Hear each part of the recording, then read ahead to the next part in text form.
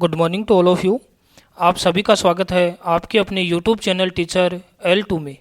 आज के सेशन में हम क्लास 3 अंग्रेजी विषय की कार्यपत्रक संख्या 61 से लेकर 64 तक को हल करेंगे। चलते हैं कार्यपत्रक संख्या 61। प्रश्न है complete the sentence given below by using this और दैट।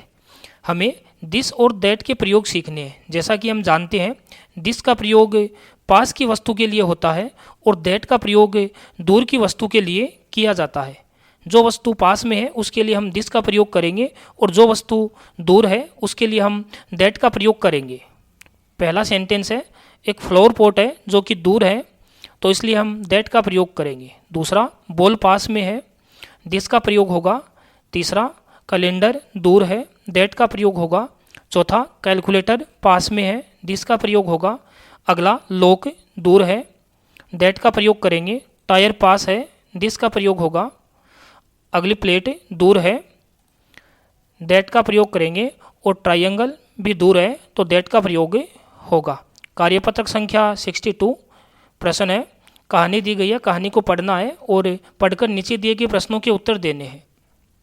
कहानी है लुक एट द काइट। पतंग को देखो। My sister gave it to me. मेरी बहन ने मुझे यह दिया। The kite is big. पतंग बड़ी है एंड कलरफुल और रंगीन है। It can fly high. यह बहुत ऊपर तक उड़ सकती है। I will fly my kite in the park. मैं मेरी पतंग को बगीचे में उड़ाऊंगा। Thank you sister. धन्यवाद बहन। पहला प्रश्न है circle the picture that matches with the story. हमें उस तस्वीर पर गोल घेरा बनाना है जो तस्वीर ऊपर दी गई कहानी से मैच करती है। अगला प्रश्न है right 3 colours name that the kite has. हमें जो पिक्चर में पतंग दी गई है उस पतंग के 3 रंगों को नीचे लिखना है। पहला है येलो, रेड और ग्रीन। अगला प्रश्न है where will he fly the kite. वो अपनी पतंग को कहाँ उड़ाएगा? पार्क में। अगला प्रश्न है draw a kite in the box and colour it. नीचे जो बॉक्स दिया गया है उसमें हमें पतंग का चित्र बनाना है और उसमें रंग भरने हैं। कार्यपत्रक संख्या 63।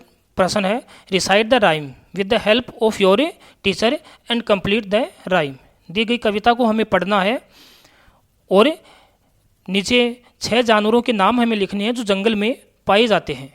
Tiger, leopard, crocodile, deer, bear और एलिफेंट। कार्यपत्रक संख्या 64। प्रश्न है fill in the blanks with the appropriate pronoun. हमें प्रोनाउन हिज और हर का प्रयोग करना है। जैसा कि हम जानते हैं संज्ञा के स्थान पर काम आने वाले शब्दों को हम प्रोनाउन कहते हैं, सर्वनाम कहते हैं। हिज और हर, हिज का प्रयोग पुरुष के लिए होता है और हर का प्रयोग महिला के लिए किया जाता है। दोनों शब्द अधिकार दिखाते हैं। पहला है ही इज ए बॉय तो his name is Shyam. She is a Radha, लड़की है, हर का प्रयोग होगा। विशाल इज ए स्टूडेंट, लड़का है, हिज का प्रयोग करेंगे। This is my brother, his का प्रयोग होगा। Mahesh is an actor, his का प्रयोग होगा। सोनाली लड़की है, हर का प्रयोग होगा। He is my father, his का प्रयोग होगा। My sister has a doll, her. Rahul is my brother, her writing is his writing is good. और अंतिम है सीमा इज ए पेंटर, लड़की है, हर का प्रयोग होगा। इस प्रकार हमने कार्यपत्रक संख्या 64 तक हल कर लिए हैं। आगे के सेशन में हम आगे के कार्यपत्रक को हल करना सीखेंगे। Thanks to all of you.